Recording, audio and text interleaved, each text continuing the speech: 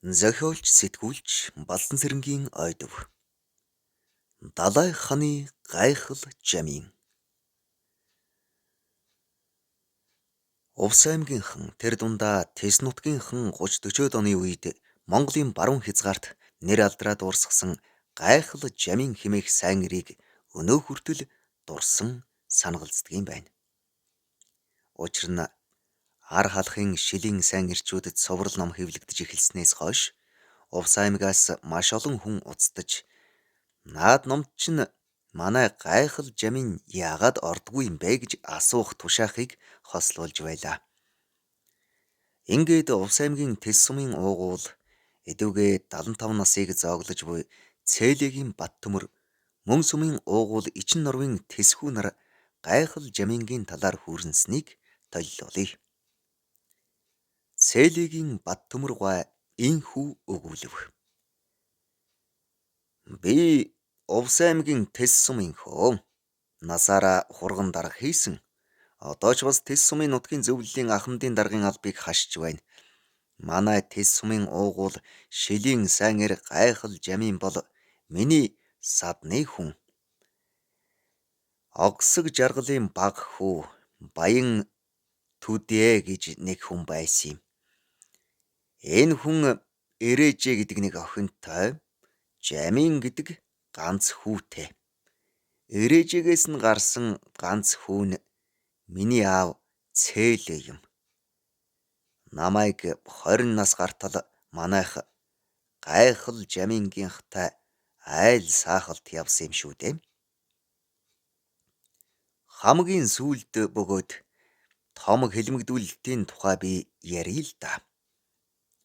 Гайхал жамин 300 дадуутай баян айлын эрх танхил ганц хүүхэд байсан. Морин дэх ээлтэй, адуу малд эрэмгий. Гэвч сайн сайхан явж байсан түүний мууг үзэх гэж хэсэг нөхд нь хойволдож өөрсдийн хийсэн хулгайг түүнийг хийсэн гэж гүтгэхэд аймгийн сэргийлэхэд мэдгдсэн байдаг юм. Тэр үед хэлмэгдүүлэлт гэдэг чи эд өрнж байсан болохоор цаг хатуу хууль маш чанга байлаа. Гайхал жаминг шоронгийн цонхны цаана зогсож байхад нөгөө гүтгсэн хүмүүс нь Увс аймгийн дотоодыг хамгаалахын хэлтсийн дарга Дорж сүрэн гэдэг хүний өвөрт хөх халзан зуутыг боодлоор нь хийгээд за энэ нөхрийг сайн гэгчин шийтгээд өгөөрэй гэж хэлж. Ингээд гайхал жаминыг 3 жилийн ял тулгаж шийтгэв. Тэрээр шоронд орохдоо Дорж сүрэн даргад хандаж за чи сайхан мэдэрээ чамтай хожим тооцоотой шүү. Энэ толгой мөрөн дээр байсан цагт чамайг заавал ална гэж занж байсан гэдэг. Тэгээд хөдөлгөний шоронгоос оргож гэрээрээ хальт орчхоод урагшаа хятад руу гарахаар өмд хил дээр очисон чинь ойролцоо хуулын оройд утаас унгалж байна гин. Дээшээ дөхвөөс нэг их ганган авгаа сууж байх юм гин. Байр байдлыг асуусан чинь бид хэлмэгдсэн улсаа оргож босоод ууланд амьдарч байгаа нь. Манай нөхөр ангөрөөнд явсан гээд хүзүүнд хэрхээ татж үзснэ. Та энд хоноод явах хэрэгтэй. Хэрвээ өнөөдөр та урагшаа зүгэлвэл аюул учрах юм байна гэж хэлсэн байна. Гайхал жамин үгүй энд ер нь ямар улс бүгчгээд намайг хоноод яваа гэд байдгийн бол энэ авгаач гэсэн ер нь л нэг сэжигтэй байна да гэж бодоод шууд хятадын хөлийг давжээ.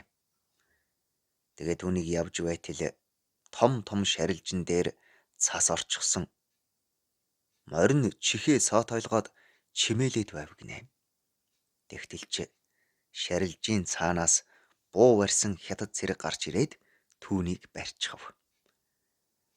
Нөгөө ганган авгаа сүрхий мэргэлжээ. Ингээд хятадын шоронд хоригдчихож тэр үед ихээхэн алт мөнгө өгсөн хүнийг хятадууд тавиад явуулчихдаг байж. Тэгтээ нутаг руу нь биш. Урагшаа Хятадын өмнөд хил рүү явуулах хуультай юмсан ч. Гайхал Жамин шоронд хоригдож байхдаа хятад хэл сурч биеэ хамгаалах элдв аргад мөн суралцсан байна. Төдлөггүй хүнд өвчин туссан ч түүнийг эмчлэх эм өгөх хүн олдсонгүй. Одоогийнхоор бол хүйтэн өвчин тусаад хүндрүүлчихгүй юу? Тиймээс мань хүн 6 сарын турш өлөн шээсээ уусан гэдэг. Тэгээд эдгэхийн дээдээр эдгэж хожим 4-5 ч хүүхэдтэй болж даалга хүртэл насалсан. Хятад хэл сайн мэддэг болохоор түүнийг заримдаа гадуур ажилд томилдог байжээ. Гэхдээ зэвсэг өгөхгүй. Өвөр Монголын нэг хошуунд хоршооны хонь тууж тушаадаг ажилтай. Нэг удаа эм хонь туугаад зарахтаа эр хонь гэж итгүүлээд өндөр үнээр тушаачихсан гэдэг. Гэтэл нэг хонь шээсэн чинь худалдаачт нь эм хонь байна шүү дээ. Араараа шээгээд байна гэхэд гайхал Жамин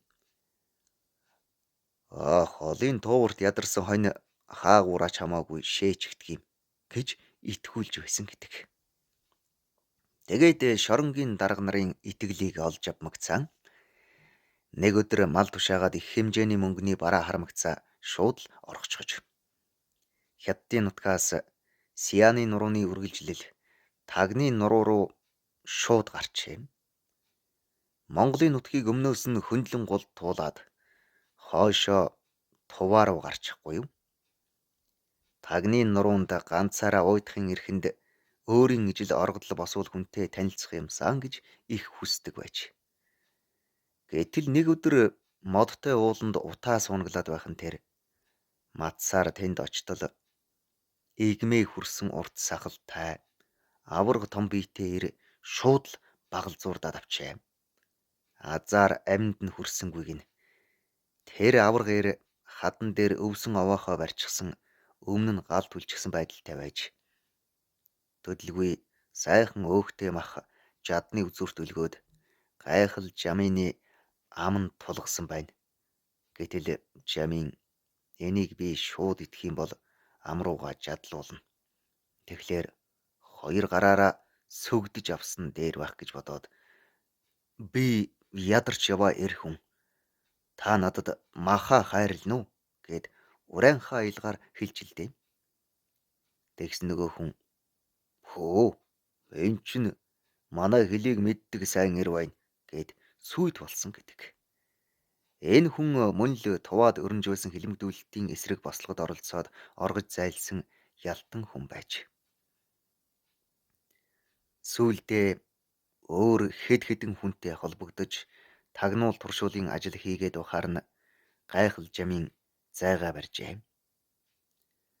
Жамин заримдаа Тагны нуруунаас шүнжин давхиад гэртээ ирдэг. Тэгээд гүзээтэй шар тос ганцгалаад тэр даруйдаа буцдаг байжээ.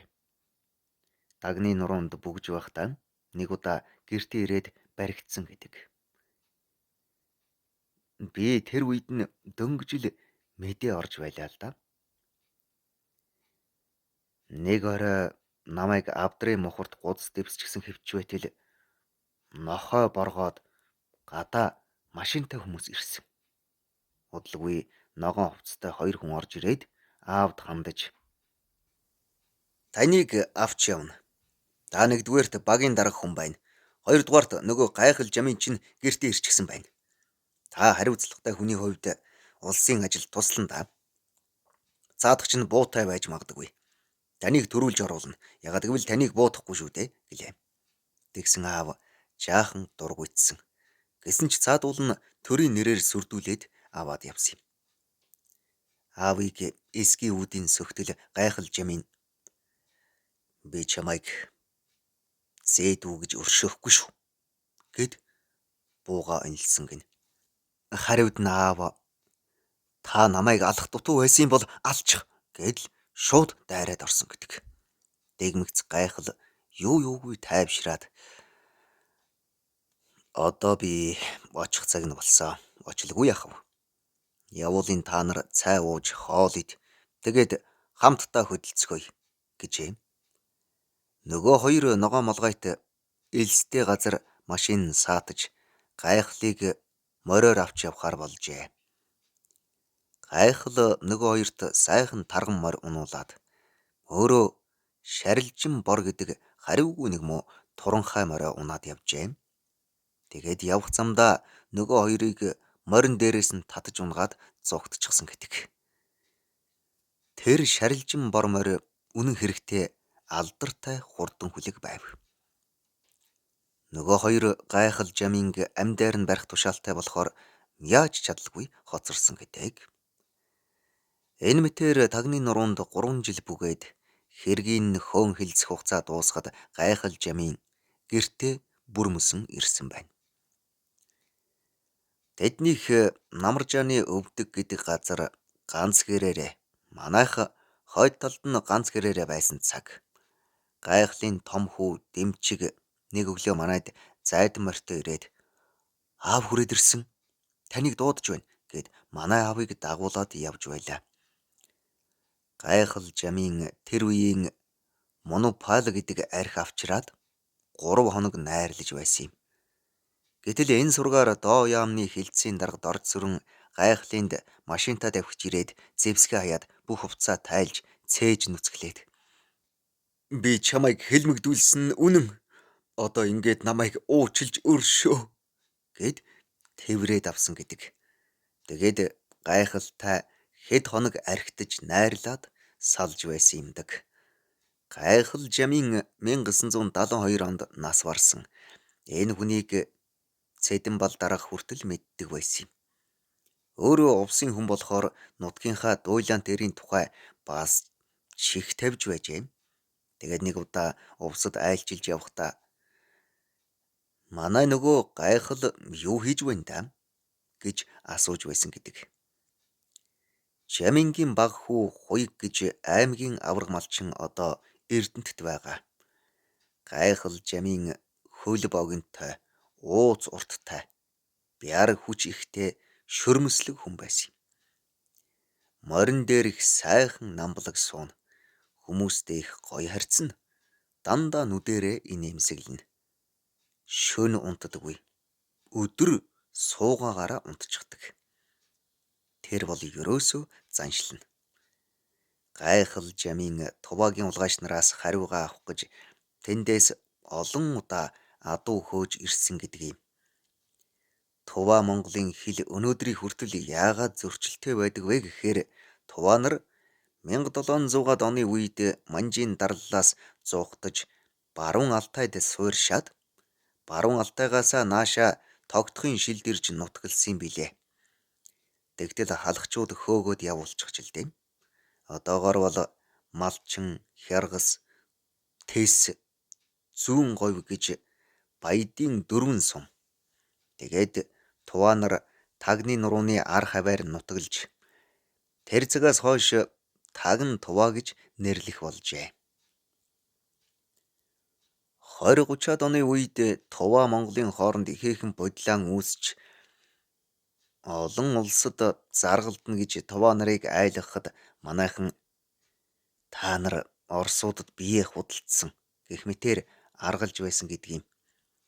Урайн хачууд манай малаас хулгайлдаг, манайхан зөрүүлээ Туваагаас адуу хөөдөг болчихжээ.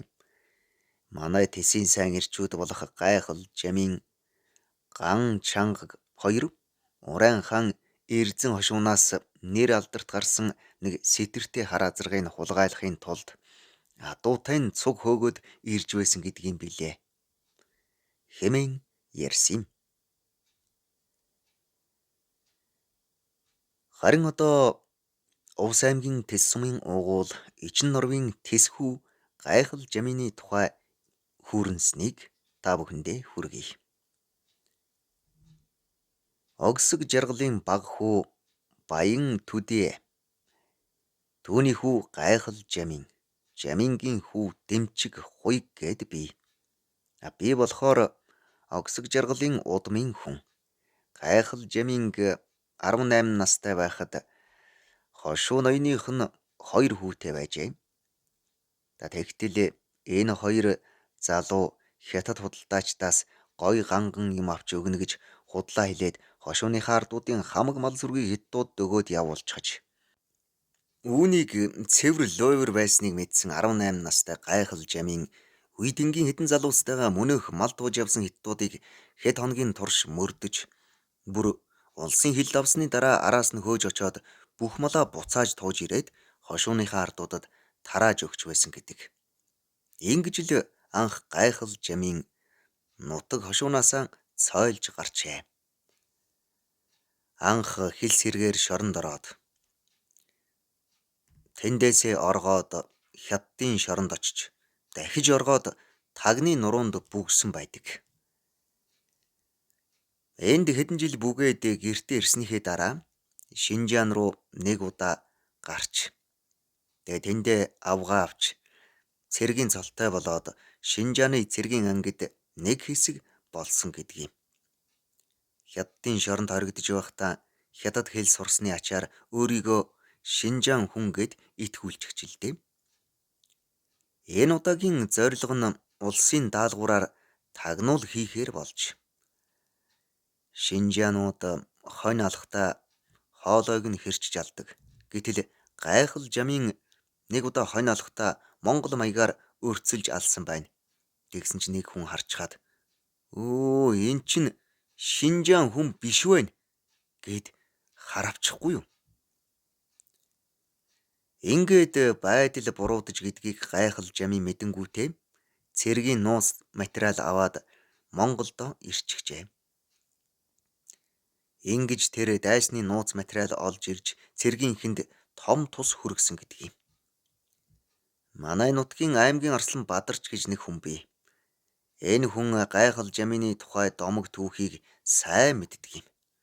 Саяхан энэ хүнтэй тааралдаад гайхлын тухай асуухад "Увсын цагаан хайрханд мөндөөхөө" гэдэг нэг агуу бий. Гайхал жамын оргож явахдаа энэ агуйд хоргодож байсан юм гэж хэлсэн. Түүний амьд орсон газар юм шиг байна лээ.